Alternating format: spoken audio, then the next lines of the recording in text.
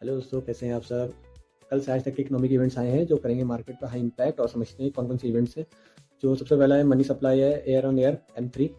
तो ये M3 is equal to economy का टोटल पैसा, cash, saving, fix deposit plus current account, ये सारे प्लस करके जो निकलता है टोटल, उसको कहा जाता है M3।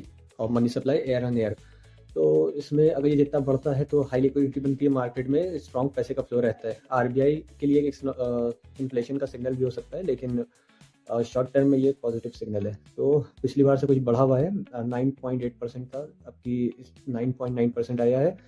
तो शॉर्ट टर्म में एक पॉजिटिव सिग्नल है, और लॉन्ग टर्म में प्रेशर बन सकता है, आरबीआई रेट हाई कर सकता है। तो सेकंड जो इवेंट है वो इन्फ्लेशन रेट है, MOM, मंथ ऑन मंथ, जो कि बताता है कि पिछली महंगाई और कितनी बढ़ रही है, या फिर मार्केट कितना सस्ता हो रहा है।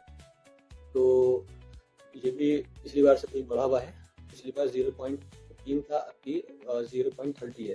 तो इन्फ्लेशन थोड़ा सा बढ़ रहा है, और ये मार्केट के लिए लॉन्ग टर्म में एक बेरिश सिग्नल हो सकता है। INR पर प्रेशर आ सकता है, मार्केट थोड़ा वोलेटाइल हो सकता है, रेट कट की उम्मीद कम हो सकती है अगर ये ऐसे ही बढ़ता रहा, क्योंकि आरबीआई रेट कट नहीं करता है जब भी इन्फ्लेशन बढ़ता है। तो और एयर में भी हम लोग देखें इन्फ्लेशन का, तो यहाँ पे भी अगर देखें सबसे ज़्यादा जो इम्पोर्टेंट रीडिंग होती है इसमें, वो फॉरकास्ट 0.70 था, और एक्चुअल आया है 0.71, बल्कि ये फॉरकास्ट से भी थोड़ा बढ़ ही गया है। प्रीवियस था 0.25, जो कि 3x इंक्रीज हुआ है, और ये काफ़ी बेरिश सिग्नल हो सकता है मार्केट के लिए। और आरबीआई रेट कट करने में डिले करेगा, इक्विटी मार्केट में शॉर्ट टर्म सेलिंग का प्रेशर बनेगी, बॉन्ड्स यील्ड ऊपर जा सकते हैं, क्योंकि हम लोग शायद पे थोड़ा बहुत देख रहे हैं बॉन्ड्स यील्ड ऊपर जाते हुए। और जो फोर्थ है वो आपका bank loan growth year on year है, जो कि यहाँ पे लोन ग्रोथ दिख रही है।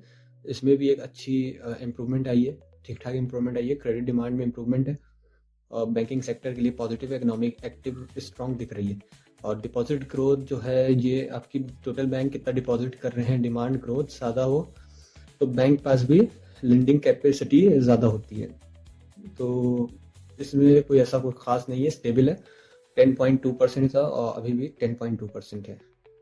फॉरेन एक्सचेंज रिजर्व, ये आपका 1 बिलियन इंक्रीज हो गया है पिछली बार से, तो ये एक अच्छा सिग्नल है। आरबीआई के पास टोटल डॉलर, गोल्ड, बॉन्ड का रिजर्व है, हाई फॉरेक्स रिजर्व, मतलब कि INR स्टेबल है, और FI का कॉन्फिडेंट बढ़ेगा। यहाँ पे जो लगातार यहाँ पे FI सेलिंग कर रही है उसका कॉन्फिडेंट बढ़ेगा, वो यहाँ पे बाइंग शुरू कर सकती है।